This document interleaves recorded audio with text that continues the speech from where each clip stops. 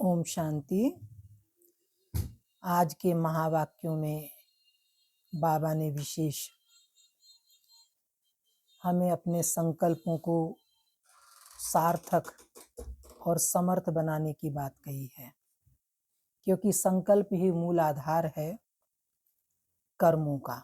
जैसे हमारे संकल्प होते हैं वैसी हमारी मुख से वाणी निकलती है और उस अनुसार ही हमारे कर्म होते हैं।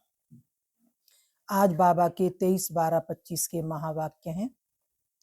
मीठे बच्चे,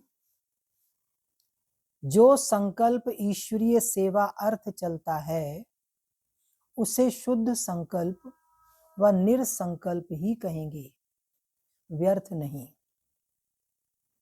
आज की मुरली से प्रश्न है, विकर्मों से बचने के लिए कौन सी फर्ज अदाई पालन करते भी अनासक्त रहो। विकर्मों से बचने के लिए कौन सी फर्ज अदाई पालन करते भी अनासक्त रहो। उत्तर है, मित्र संबंधियों की सर्विस भले करो, लेकिन अलौकिक ईश्वरीय दृष्टि रख करके करो। उनमें मोह की रग नहीं जानी चाहिए। अगर किसी विकारी संबंध से संकल्प भी चलता है तो वह विकर्म बन जाता है। इसलिए अनासक्त होकर फर्ज अदाई पालन करो। जितना हो सके देही अभिमानी रहने का पुरुषार्थ करो। हमारे सारे ज्ञान का जो आधार है वह है आत्म अभिमानी स्थिति। ओम शांति। आज तुम बच्चों को संकल्प, विकल्प, निरसंकल्प अथवा कर्म, अकर्म और विकर्म पर समझाया जाता है। जब तक तुम यहाँ हो तब तक तुम्हारे संकल्प जरूर चलेंगे। संकल्प धारण किए बिना कोई मनुष्य एक क्षण भी रह नहीं सकता है। अब यह संकल्प यहाँ भी चलेंगे, सतयुग में भी चलेंगे और अज्ञान काल में भी चलते हैं, परंतु ज्ञान में आने से संकल्प नहीं, क्योंकि तुम ईश्वरीय सेवा अर्थ निमित्त बने हो। तो जो यज्ञ अर्थात संकल्प चलता वह संकल्प नहीं, वह निरसंकल्प ही है। यज्ञ अर्थ माना ईश्वरीय सेवा अर्थ, ईश्वरीय कार्य अर्थ। जो भी मन में हमारे विचार चलता है वह संकल्प निरसंकल्प ही है। बाकी जो फालतू संकल्प चलते हैं अर्थात कलयुगी संसार और कलयुगी मित्र संबंधियों के प्रति चलते हैं, वह विकल्प कहे जाते हैं, जिससे ही विकर्म बनते हैं और विकर्मों से दुख प्राप्त होता है। बाकी जो यज्ञ प्रति अथवा ईश्वरीय सेवा प्रति संकल्प चलता है वह गोया निरसंकल्प हो गया।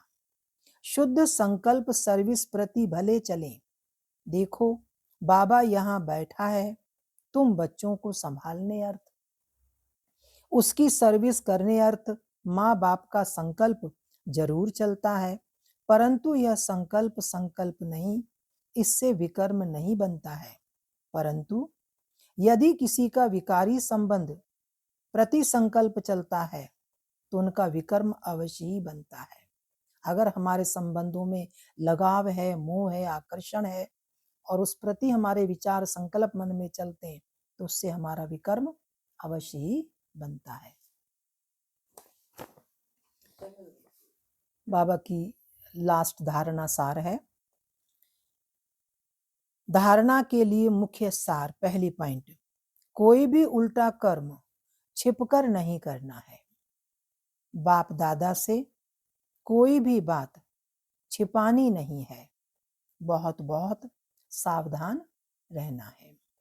दूसरी पॉइंट है, स्टूडेंट सोच मास्टर जो पढ़ा है वह दूसरों को पढ़ाना है।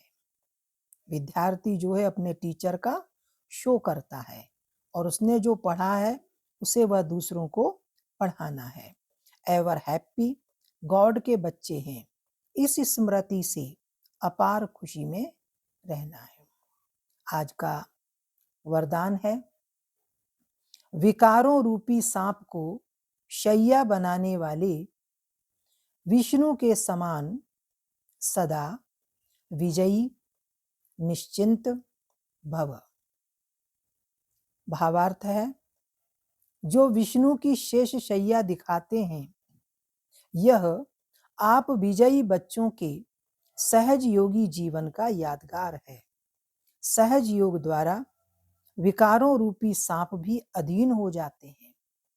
जो बच्चे विकारों रूपी सांपों पर विजय प्राप्त कर उन्हें आराम की शैया बना देते हैं, वह सदा विष्णु के समान हर्षित व निश्चिंत रहते हैं। शैया बनाना अर्थात इन विकारों पर विजय प्राप्त कर काम क्रोध लोभ मोह अहंकार पर और निश्चिंत रह सदैव अपनी स्थिति को खुशनुमा बनाए रखना, यही वास्तव में आराम की शैया पर विश्राम करना है। तो सदा यह चित्र अपने सामने देखो कि विकारों को अधीन किया हुआ अधिकारी हूं। आत्मा सदा आराम की स्थिति में निश्चिंत है। आज का स्लोगन है, बालक और मालिकपन के बैलेंस से प्लान को प्रैक्टिकल में लाओ। आज का व्यक्त इशारा है, अब संपन्न व कर्मातीत बनने की धुन लगाओ। जैसे स्थूल रीति से किसी भी कार्य को करने की, कहीं जाने की, कुछ प्राप्त करने की धुन लग जाती है और व्यक्ति एकदम उसके पीछे पड़ जाता है, ऐसे ही मुझे संपन्न व कर्मातीत बनना है, ये अंदर में हमको धुन लगी हो। अपनी हर कर्मेंद्रिय की शक्ति को इशारा करो तो इशारे से ही जैसे चाहो वैसे चला सको। ऐसे कर्मेंद्रिय जीत बनो, तब फिर प्रकृति जीत बन कर्मातीत स्थिति के आसनधारी सो विश्व राज्य अधिकारी बनेंगे। हर कर्मेंद्रिय जी हजूर जी हाजिर करती हुई चले। आप राज्य अधिकारियों का सदा स्वागत अर्थात सलाम करती रहे, तब कर्मातीत बन सकेंगे। अच्छा, मीठे मीठे सिकी लदे बच्चों प्रति माता पिता बाप दादा का याद प्यार और गुड मॉर्निंग। रूहानी बाप की रूहानी बच्चों को नमस्ते। हम रूहानी बच्चों की रूहानी बाप दादा को सर्व संबंधों से याद प्यार और नमस्ते नमस्ते नमस्ते। शुक्रिया बाबा, शुक्रिया। थैंक यू बाबा, थैंक यू। ओम शांति।